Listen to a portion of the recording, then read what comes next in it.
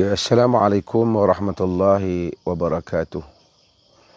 Alhamdulillah wassalatu wassalamu ala Rasulillah wa ba'd. Bersyukur kita pada Allah Azza wa Jalla kerana kita dapat sambung semula siri menghayati doa yang ke-27.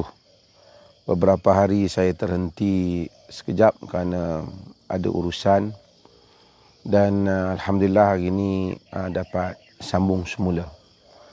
Dan seperti biasa sebelum kita sambung semula, saya meminta jasa daripada sahabat-sahabat penonton sekalian untuk berkongsi link, lakukan dalam masa yang ringkas supaya dapat kita kongsi link kita bersama, supaya dapat kita manfaatkan jika ada manfaat daripada penyampaian ini kepada sahabat-sahabat kita yang lain juga. Saya bersiaran di dalam kawasan rumah saya ini. Cuma ni dalam kawasan belakang rumah yang menghadap ke arah bukit di belakang dalam pagar rumah, dan kemudian mungkin nanti daripada masa kita bersiaran ataupun live ni mungkin matahari akan naik dan akan ada sedikit refleks cahaya, tapi tak apa, insya-Allah. Selagi yang penting ialah suara kita adalah jelas saja. Saya ambil scene ini kerana untuk ada keperbagaian dalam kawasan ini. Sahabat-sahabat sidang penonton yang dirahmati Allah sekalian, doa kita kali ini ialah doa yang saya percaya tidak ada seorang pun di kalangan kita yang tidak menghafalnya dan tidak mengetahui maknanya. Iaitulah doa yang Allah Subhanahu wa taala nyatakan apa yang Nabi Adam alaihi salam dan isterinya Hawa telah berdoa di dalam surah Al-A'raf ayat yang ke 23. Iaitu doa yang kita selalu hafal dan kita selalu sebut, iaitu Rabbana zalamna anfusana wa illam taghfir lana wa tarhamna lanakunanna minal khasirin. Wahai Tuhan kami, zalamna anfusana, Rabbana yakni wahai Tuhan kami, zalamna anfusana, kami telah zalimi diri kami. Yakni anfusana ni plurals, diri-diri kami. Wa illam taghfir lana, jika engkau tidak mengampuni kami, wa tarhamna, dan engkau kesian pada kami, lanakunanna minal khasirin, nescaya kami benar-benar termasuk di kalangan orang-orang yang rugi. Doa ni hampir semua kita telah menghafalnya. Tetapi saya sikit saja sebagai satu tazkirah untuk mengingatkan diri saya khususnya dan juga sahabat-sahabat semua yang menonton tentang peri pentingnya dan besarnya doa ini. Inilah doa yang paling awal yang dirakamkan, yang telah didoakan oleh Adam kepada Allah Azza wa Jalla yang ada di dalam Al-Quran. Di dalam suratul A'raf, sebelum itu di dalam surah juga yang sebelumnya dalam Al-Baqarah, dan di tempat-tempat lain, dan Taha juga, dan lain banyak tempat, Allah mengulang-ulangi kisah Adam dan Iblis. Kisah Adam dan Iblis adalah merupakan kisah yang paling penting di dalam memberikan gambaran terhadap kehidupan yang akan dilalui oleh anak-anak Adam seperti kita ini di atas muka bumi. Mengapa begitu penting? Kerana ia merupakan pencetus kepada semua kejadian-kejadian yang akan, ataupun refleks, gambaran kepada apa yang akan kita lalui di dalam dunia ini. Sebab itu Allah Subhanahu wa taala melakukan tikrar ataupun ulangan bagi kisah Adam di dalam Al-Quran banyak kali. Bukan kerana saja-saja ulang, kerana tentulah kerana ia mempunyai titik yang sangat penting untuk remind kita, menyedarkan tentang diri kita. Kisahnya ialah kisah pertarungan penciptaan Adam. Kisah bagaimana Allah Subhanahu Wa Taala menyuruh Iblis untuk bagi respect kepada Adam. Dan Iblis enggan, lalu Allah Subhanahu Wa Taala menghukum Iblis dengan menjadikan ia di kalangan orang yang kafir. Kemudian Adam ditempatkan ke dalam syurga, walaupun perbahasan ulama tentang apa syurga Adam itu sama ke dengan syurga yang akan kita perolehi dan bagai itu bukan isu yang penting. Tapi yang penting Allah telah menamakan ia syurga.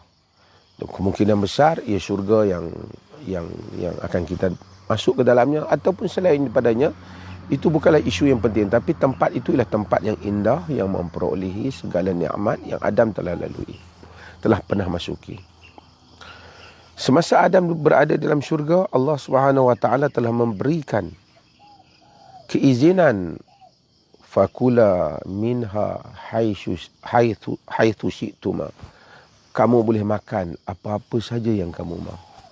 Cuma Allah hanya bagi satu saja larangan, wala taqraba hadhihi syajarata.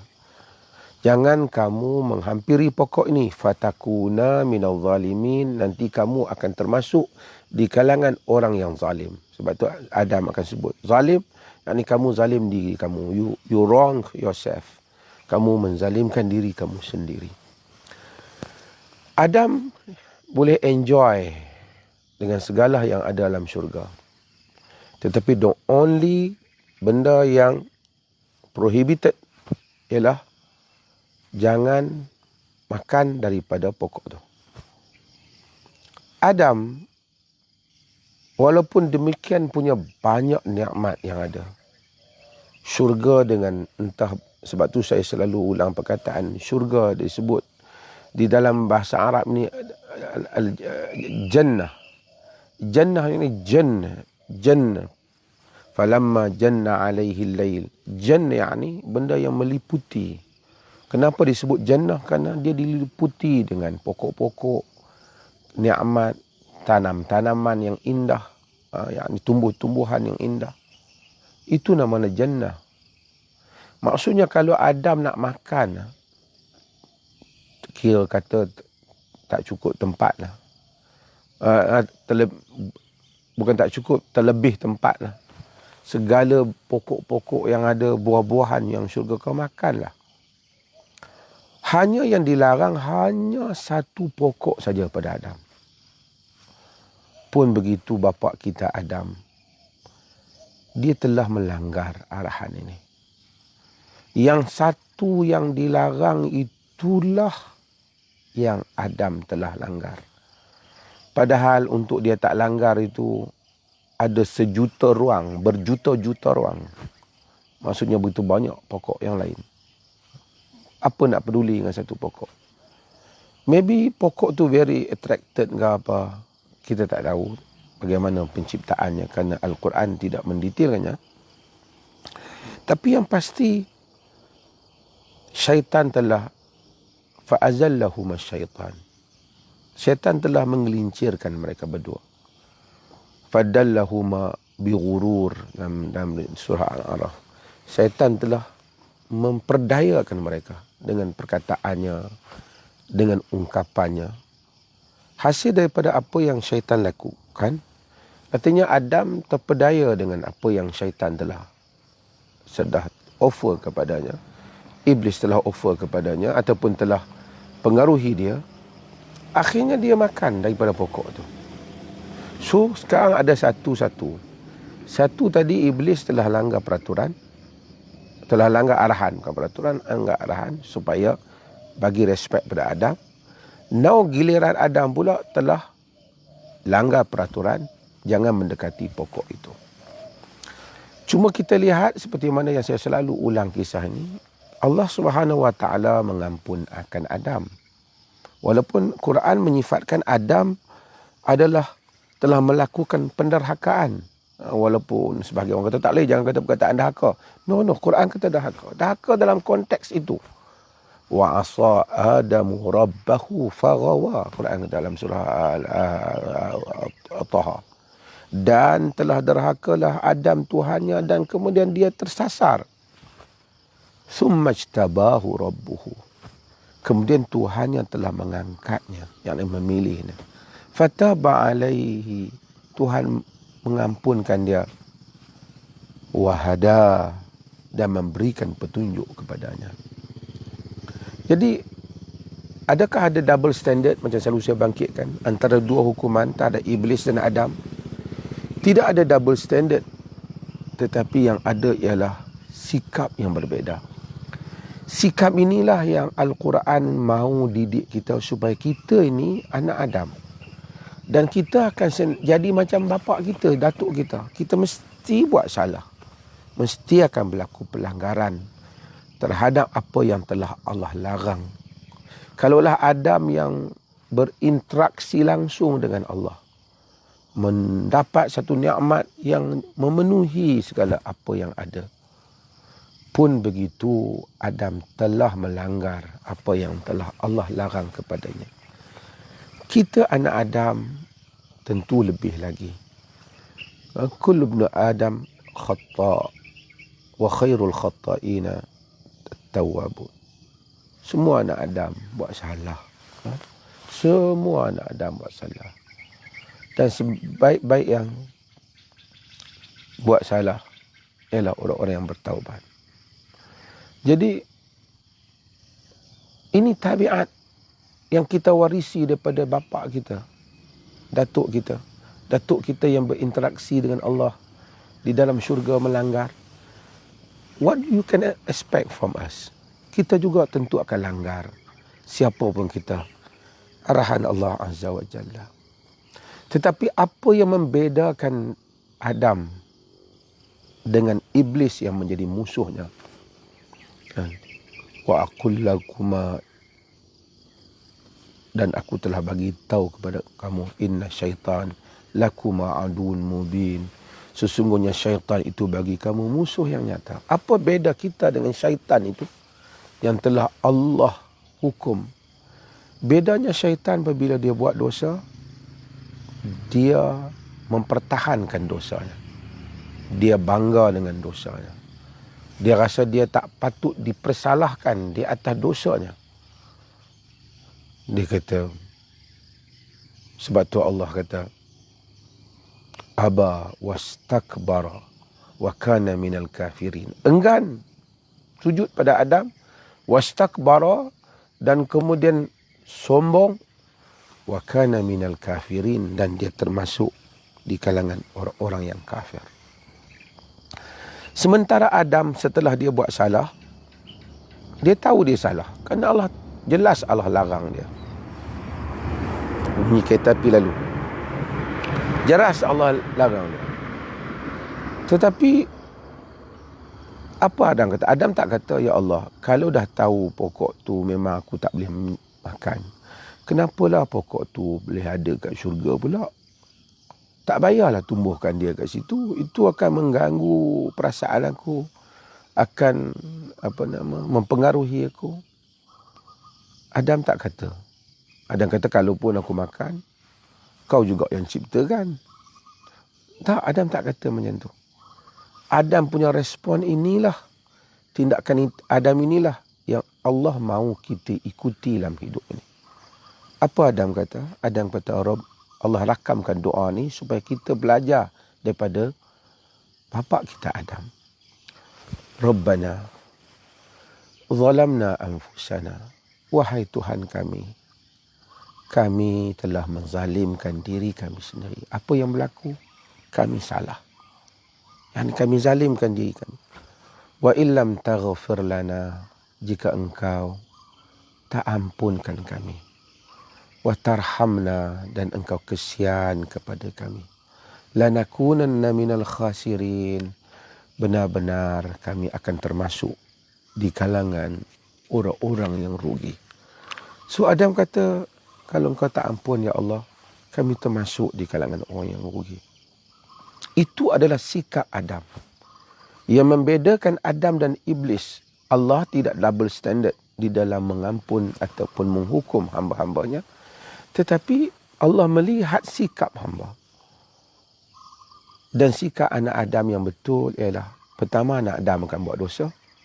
Yang kedua, sikap yang betul ialah akur bahawa saya mengiktiraf kesalahan yang telah dilakukan dan memohon keampunan di atas dosa yang dilakukan. Sekalipun mungkin dosa itu berulang-ulang. Kerana demikian di atas kelemahan yang ada pada anak Adam. Jika Adam juga lemah, apatah lagi anak-anak Adam.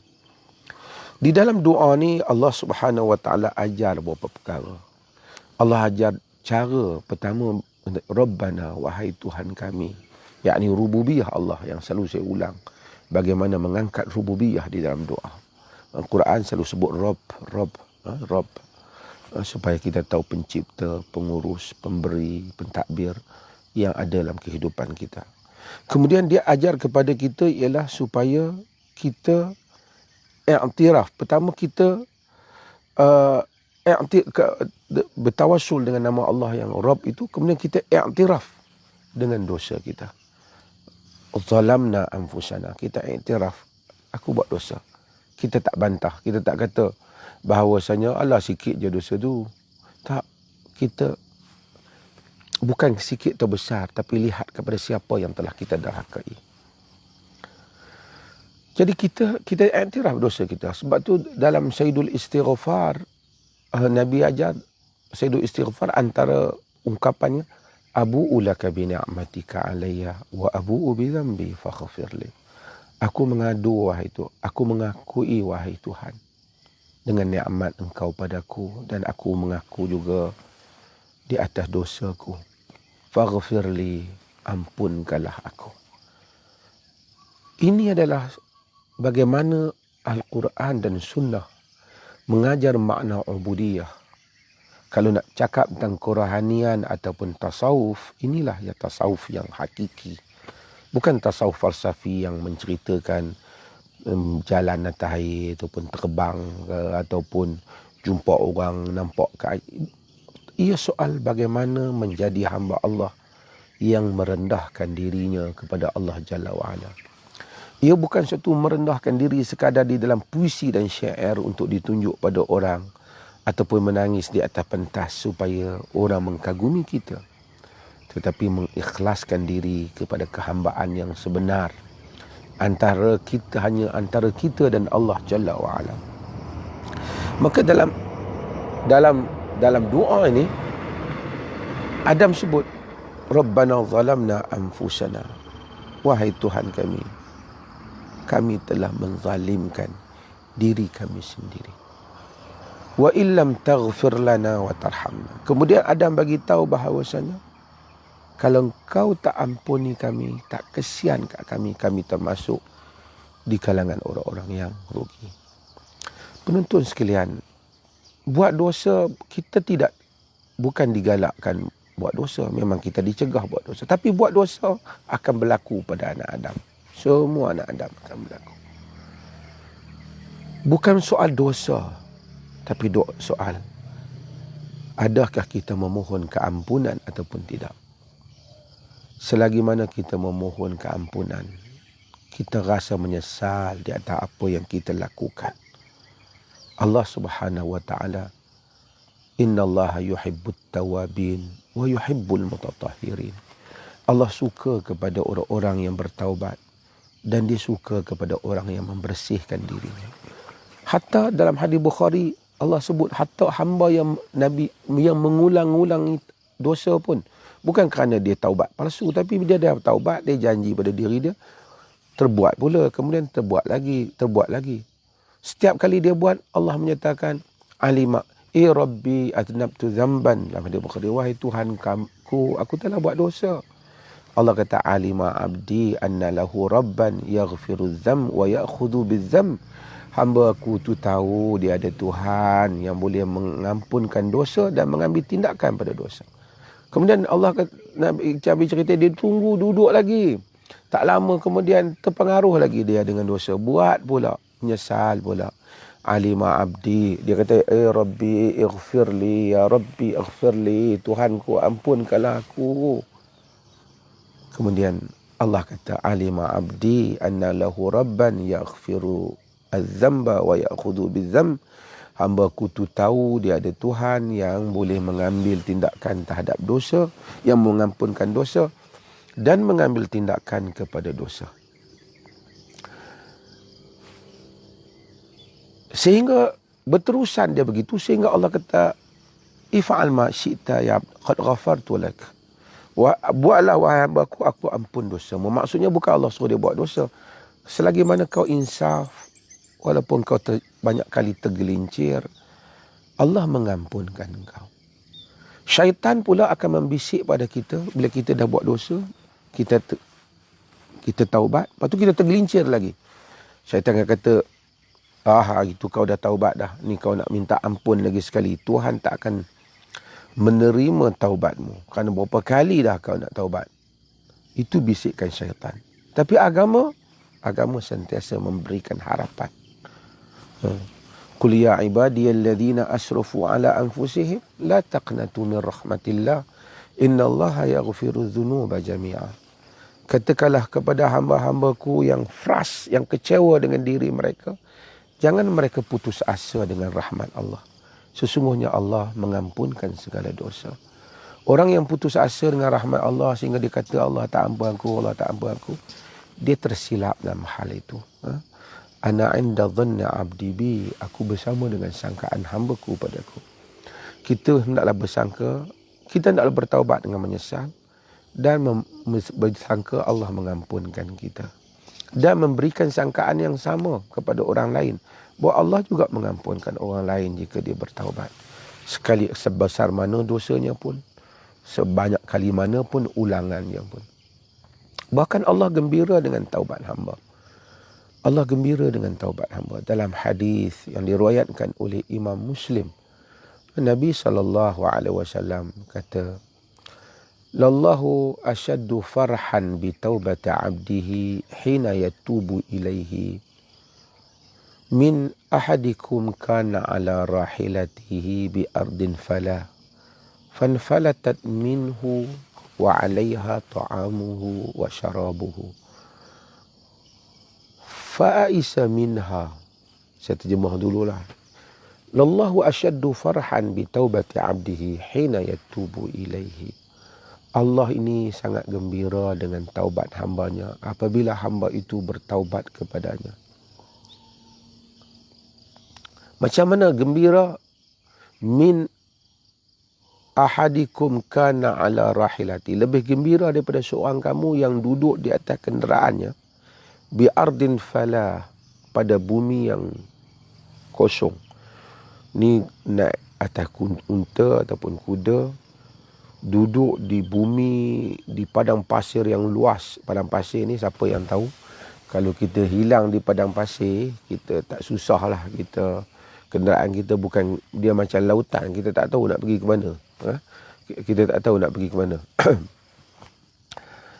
Jadi kalau kenderaan kita tinggal kita di padang pasir tu, seolah-olah macam tak ada jalan lah kita. Nak ke mana. Jadi dia duduk di atas kenderaan dia, fanfalatat minhu. Tiba-tiba kuda dia tu di padang pasir tu lari daripada dia, ataupun unta dia lari daripada dia. Wa alaiha syarabuhu wa ta'amuhu. Di atas kenderaan dia tu lah ada segala makan dia. Fa'aisa minha, dia pun dah kecewa, putus asa nak buat macam mana. Fa'atas syajarata fastaja'a fi dhilliha. Dia pergi kat pokok tu, dia tidur bawah pokok. Ada satu pokok tidur, tak ada jalan, dah tunggu mati je. Nabi kata, fabainama huwa kadhalik idza huwa biha qa'imatun 'indahu. Tiba-tiba dia duduk rehat-rehat, buka-buka mata, tengok-tengok ada pula patah balik pula kuda dia ataupun unta dia tu kepada dia. Fa akhadha bi khitamiha. Dia pun pergi ambil lah tali unta kuda dia tu. Summa qala, kemudian dia berkata, Allahumma anta abdi wa ana rabbuk. Ya Allah, engkaulah hamba-Ku dan akulah Tuhanmu. Kata Nabi, fa akhta'a min shiddatil farah. Dia telah tersilap sebut kerana terlalu gembira sangat. Dia nak sebut Allahumma anta rabbi wa ana abduk. Tapi dia tersebut Allahumma anta abdi wa ana rabbuk. Dia nak kata Allah, engkaulah Tuhanku, akulah hamba-Mu. Terkalih dia sebut Allah, engkaulah hamba-Ku, akulah Tuhanmu. Bukan sengaja, kerana terlalu gembira. Terlalu gembira. Nabi kata, Allah lebih gembira daripada dia ni, yang macam dah tak ada harapan nak hidup, tiba-tiba dapat hidup balik. Yang duduk di padang pasir. Allah lebih gembira dengan taubat kita dibandingkan dia. Itu semua bagi menzahirkan, menggambarkan rahmannya Tuhan, pengasihnya Tuhan, Tawwab. Tuhan tu maha penerima taubat. Maka kita disuruh untuk bertaubat di atas dosa kita, memohon keampunan daripadanya. Sekalipun kita tahu kita sering tergelincir. Keinsafan seseorang hanya Allah yang tahu. Manusia mungkin boleh menghukum dan menyatakan apa sahaja. Tetapi Allah lebih tahu apa yang ada dalam dada setiap hamba-hambanya. Siapakah hambanya yang insaf dan siapakah yang tidak insaf. Sekalipun kadang-kadang saya berjumpa orang yang ataupun diri kita sendiri, yang kesalahan yang kita buat dan kita ulang-ulangi, kita menginsafinya, ataupun bukan kita ingin mendarhakai Allah, tapi di atas kelemahan hamba. Jangan kita dengar pada bisikan syaitan yang menyatakan Allah dah tak ampun kamu. Selagi mana kita sedih, kita menyesal, kita sentiasa memohon keampunan daripada Allah atas dosa kita. Kita tahu wa khuliqal insanu dha'ifa.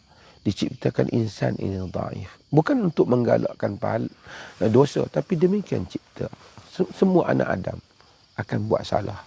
Dalam hadis banyak Nabi ceritakan, kalau kita tak buat salah, Allah cipta makhluk lain datang untuk hidup di dunia ini.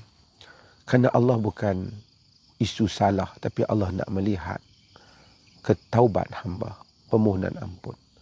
Selagi mana Allah telah menjadikan hati dan perasaan kita, jantung hati dan perasaan kita ini sedih dan menyesal atas dosa kita, tanda Allah sayang pada kita. Selagi mana dijadikan kita ini melafazkan taubat kepadanya, tanda dia sayang kepada kita. Tanda dia sayang pada kita. Isunya bukan isu permulaan, tapi isunya ialah isu pengakhiran. Dosa dilakukan oleh semua hamba-hamba Tuhan, sama ada kita tahu ataupun kita tidak tahu. Tetapi keampunan hanya diberikan kepada mereka yang telah dicampakkan dalam diri mereka keinsafan, memohon keampunan dan memohon taubat daripada Allah Jalla wa'ala. Maka sebab itu kita semua berusaha untuk memenuhi taubat ini.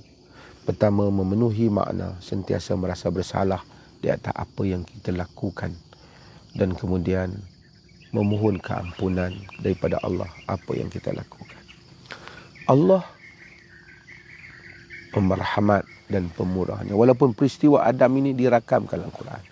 Saya dah sebut perkataan faghfir, yani istighfar, ghafar, ini maksud tutup dosa. Bila kita mohon keampunan Allah, astaghfirullah atau rabbi ghafirli, bermaksud kita minta Allah tutup dosa kita. Yani tutup dosa dari segi hukuman, dari segi pendedahan kepada ditutupkan.